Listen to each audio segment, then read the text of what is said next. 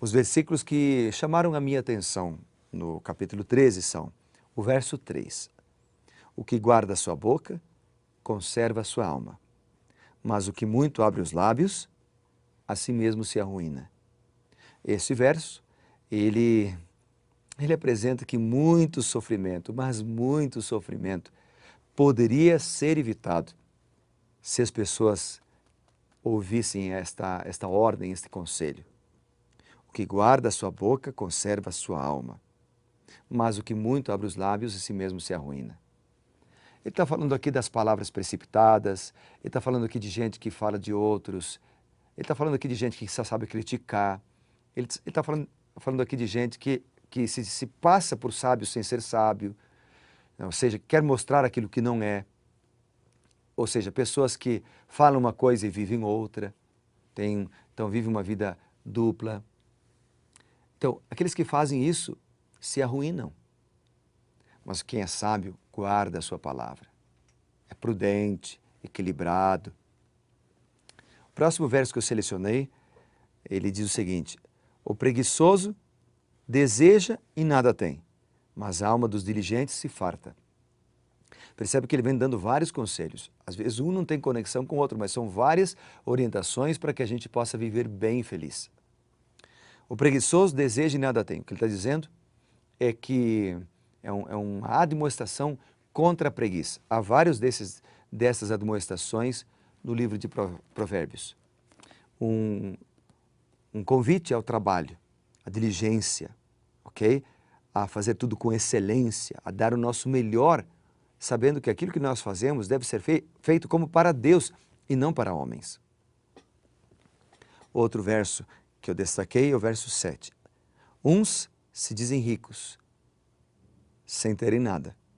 Outros se dizem pobres, sendo muito ricos. Primeiro que a riqueza não é tudo. Esse é o primeiro item.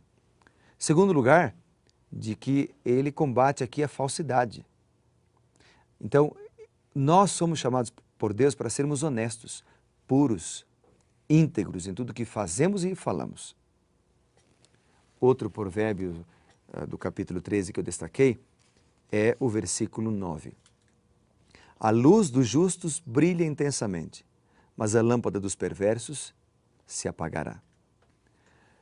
Dois itens aqui que eu gostaria de citar para você. Em primeiro lugar, eu me lembrei de Mateus, no capítulo 5 e o versículo 14. Porque Mateus, veja, é um texto bem curto, mas vale a pena a gente ler. Mateus 5,14, ele diz assim, ó, vamos ler ali juntos. Aqui está, 5, versículo 14. Vós sois a luz do mundo. Não se pode esconder a cidade edificada sobre um monte. Nem se acende uma candeia, um lampião, uma vela, para colocá-la debaixo do alqueire, debaixo da mesa, debaixo de uma cama, mas no velador, porque alumia a todos que se encontram na casa. Assim brilhe também a vossa luz diante dos homens, para que vejam as vossas boas obras e glorifiquem o vosso Pai que está nos céus. Duas coisas interessantes aqui. Provérbios 13 diz, a luz dos justos brilha intensamente. E Jesus diz lá no Novo Testamento, vós sois a luz do mundo. E ele diz que nós, filhos de Deus, chamados de justos, você, somos chamados de justos pelo Senhor, a Bíblia também chama de santos. Nós somos a luz do mundo, para que os homens vejam as nossas boas obras e glorifiquem não a nós, mas a Deus. Portanto, tudo que nós fazemos, tudo que nós falamos, todas as nossas ações, elas devem conduzir a Deus as pessoas. Não chamar atenção para nós mesmos, mas para Deus.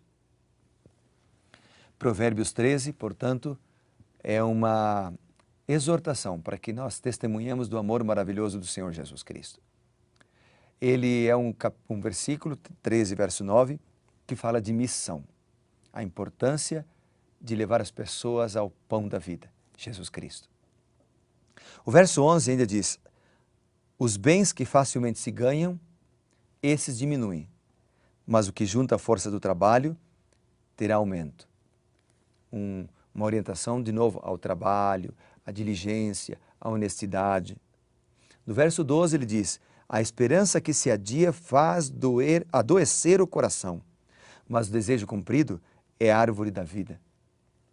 Então, viva a esperança hoje. Não deixe para amanhã o que você pode e deve fazer hoje. Se você está estudando a Bíblia, descobriu verdades que não conhecia, pratique-as.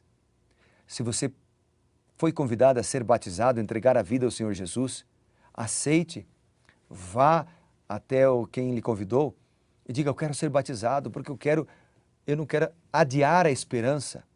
A esperança que se adia faz adoecer o coração.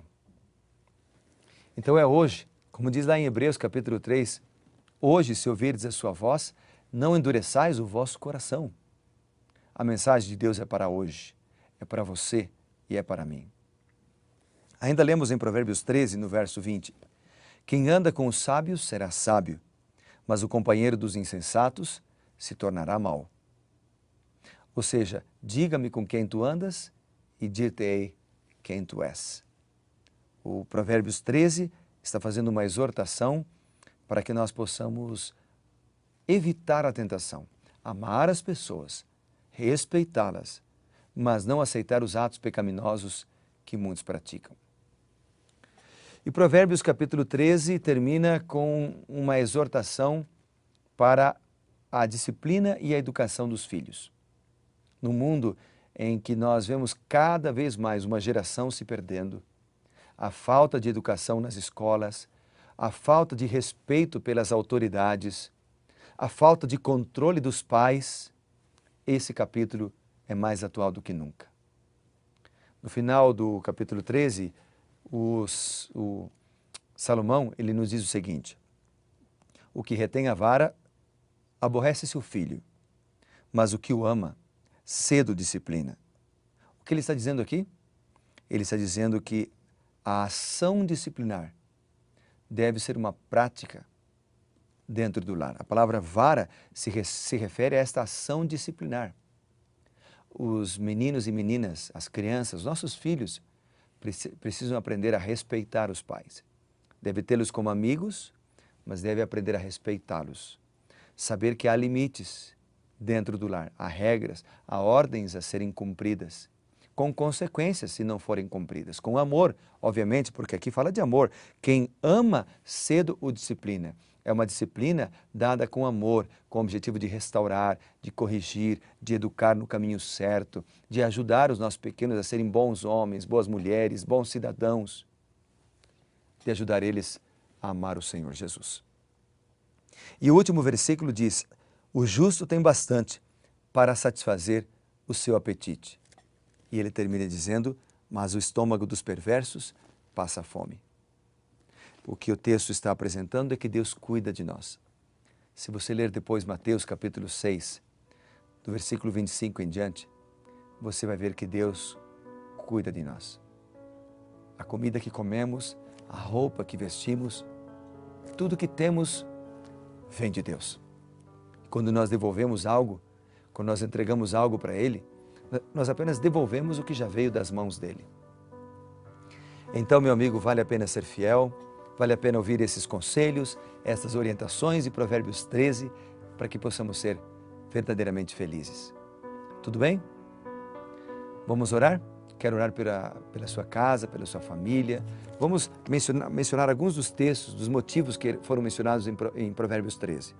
A família, a educação dos filhos, por sabedoria, também orar para que Deus nos ajude a ser uma testemunha viva do amor do nosso Senhor Jesus Cristo, e vamos orar também para que a gente seja trabalhador e que cuidemos com a nossa língua, com aquilo que nós falamos. Muita coisa para a gente orar hoje, né?